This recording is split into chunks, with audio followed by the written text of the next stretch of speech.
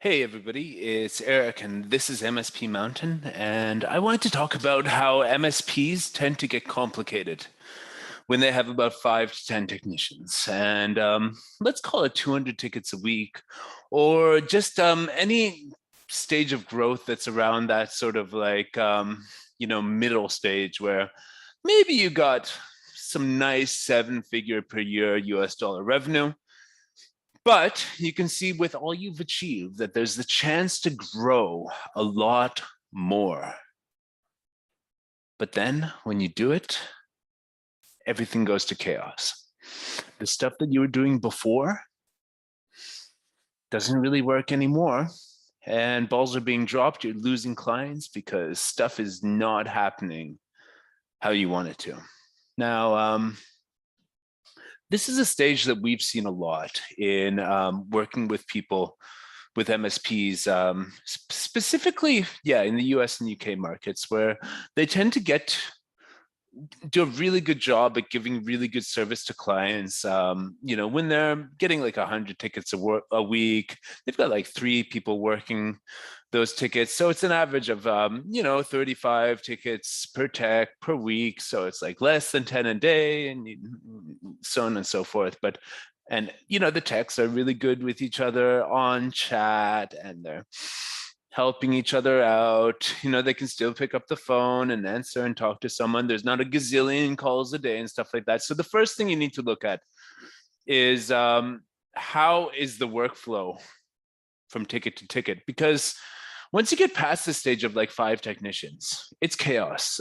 If you still have the technicians answering the phone, it's like literally like they can't concentrate on anything at any time. And since you don't have a proper system in place for dispatching tickets, like most of the companies that are going through these growing pains haven't really had a dispatcher integrated. And if they have somebody answering the phone, they're not well organized. They don't have like standard operating procedures that are written, that everybody knows this is the deal, this is how things are working, this is how tickets get assigned to you as a technician. No, none of that is written down, because until this point, it was really working well to just, hey guys, check the queue for new tickets, assign yourself, do the tickets. If you need some help, escalate on chat and answer the phone when it rings, create a ticket for the person. If you're super busy, you can tell them you can call them back. But you know what?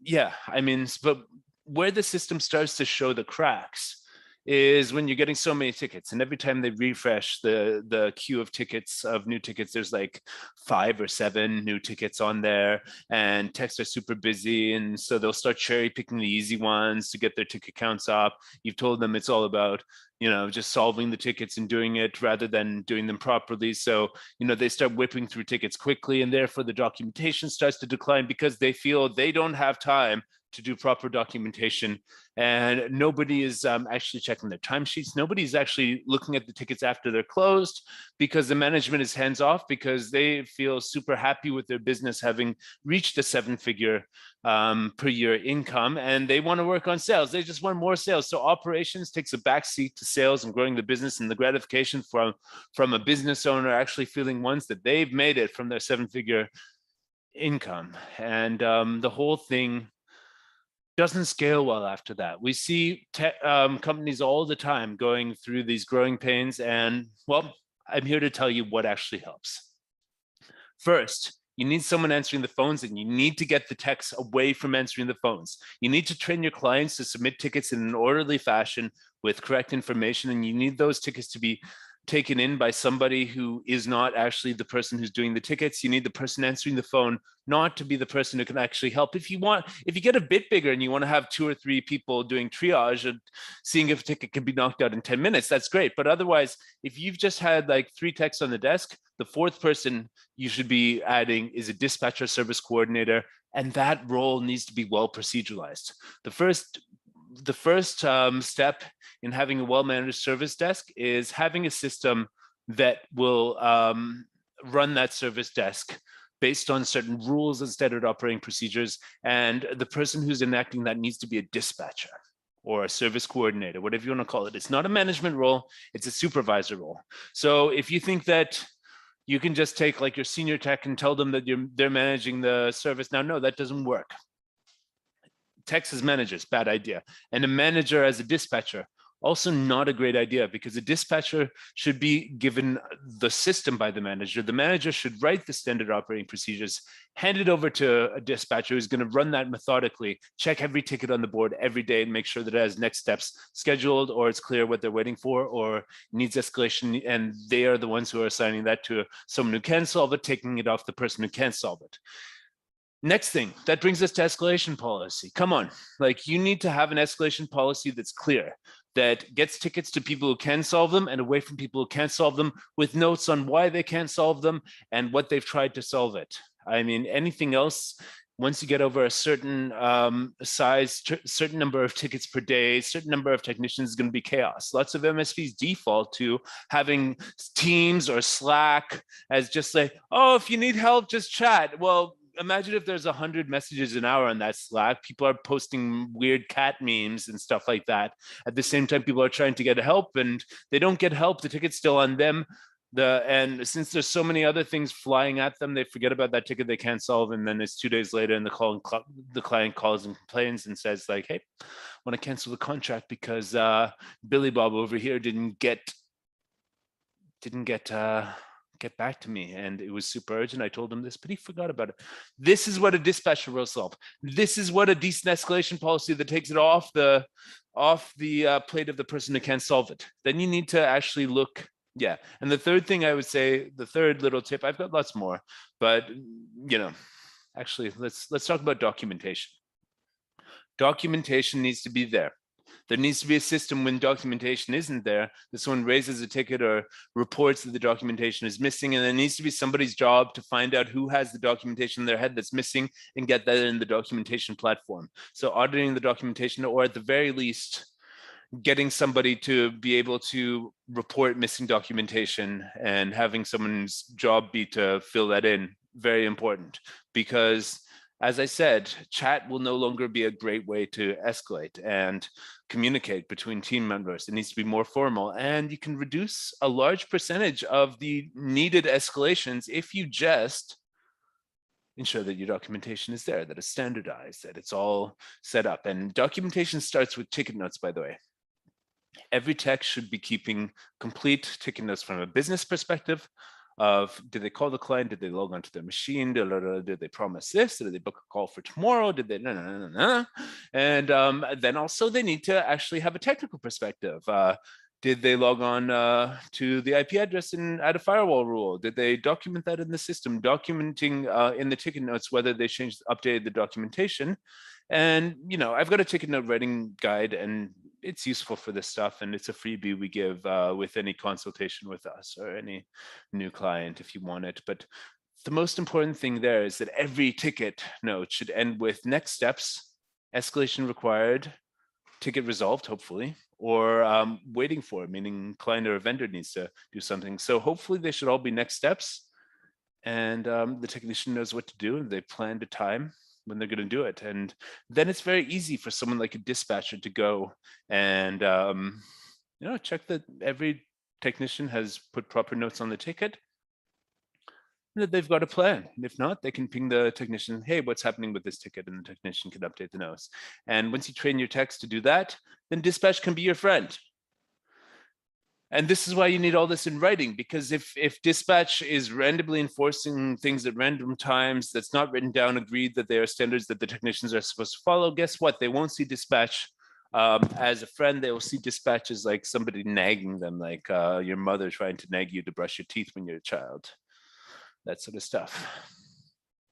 And the whole thing from there, I mean, it goes really easily. If you just get like these sorts of basics in place, your MSP will grow. But if you don't, it won't grow. No matter like how good you are at selling, how good you are at getting new clients, going into their boardroom and convincing them to sign up. If the service is not consistent, and the dispatcher is there to make consistency the number one thing on your help desk, to make sure people get good customer service again and again and again, so they trust your brand, so they trust your team. That's so important. And if you can work that out, I mean, It's great.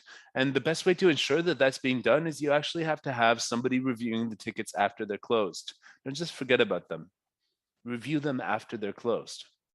Make sure they had perfect notes. See how the person spent that 45 minutes. See how the escalation went.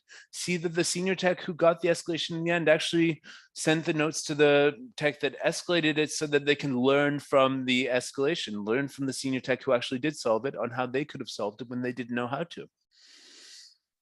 And if you put in these simple practices, like you can get past the 5 tech, the 200 tickets a week and all this sort of stuff. But if you don't, your MSP will be chaos. I guarantee it. You'll lose clients and you will not be offering the premium level of service that so many MSPs tell me that they think that they are offering, basically. Like most, I ask people, are you like budget, mid-range, or premium? Most of them say premium, but then I ask them stuff like that. How do you ensure, what's your promise to the clients? And how do you ensure that those promises are met? They don't know the answers. I'm giving you the answers right here, folks. It's good, right? Because I mean, all I can hope is that you watch these videos and then you come to me with having thought about this stuff and thought like, okay, well, this Eric guy really has seen a lot of MSPs fail and succeed and all this stuff, and it just like sort of builds a level of expertise. And I want to work with this guy. How do I do that? That would be nice, but unfortunately, we're in a position right now where I can't work with everybody who wants to work with us. And all of this consulting, these ideas, I'm giving them to you for free because what I actually want is you to work with my company's Support Adventure and get full-time dedicated staff from us, and then my company gets recurring revenue. But in dealing with so many MSPs that are making so many of these mistakes again and again, I had to start charging for consulting so that people have buy-in, so that people actually feel that they're paying to make their operations better and have their staff interviewed, have some standard operating procedures that most of them are boilerplate that we have, and we just stick them in their company and things get a lot better. Because rather than just a bunch of dudes sitting in chat all the time, typing to each other with a bunch of nonsense and being distracted all the time, you start to have an organization where every member has the documentation that they need to do the issue, focus so that they can focus on the issue at hand without being distracted by chats from team members, without being distracted by telephone calls from clients who think that they have the right to talk to a tech immediately and have the issue looked at immediately.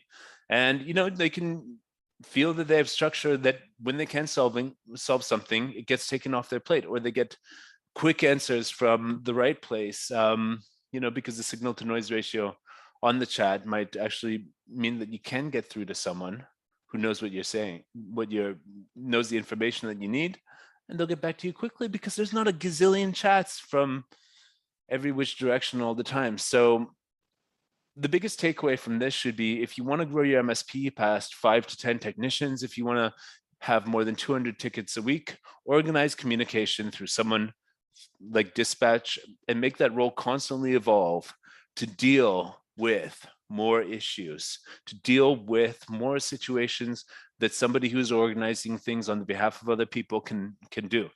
It's very important, folks, and this will help you solve what is said in business to be the 7-figure desert, which is basically, it's easier, it's harder to get a company past 10 million in annual recurring revenue in US dollars than it is to get to like 1 million. So once they get, you know, past 2-3 million per year, it's like what you have to do to actually get a company past that requires a lot more organization culture, company culture, mentoring and trying out different stuff and strategy and delegation to competent management. Then, yeah, $1 million is not enough, is not a lot of money anymore. It's just not. And what you have to do to get there, you don't really have to do that much. We fix computers, okay, sign up a bunch of companies on monthly revenue So it's over 100 grand a month, and then you get that revenue and continue to hobble along, sign more deals. Your service desk becomes chaos and stuff like that. No, what you need to do now, if any of this resonates with you, sit down and write down how your service desk should function. Once that's in writing, get somebody who's going to hold the staff accountable for following that. I wish you the best of luck. And thanks a lot. My name is Eric. This is MSP Mountain. Support Adventure is my company. We provide staff and consultation and all that sort of good stuff. So thanks for watching. I'll catch you later. Bye now.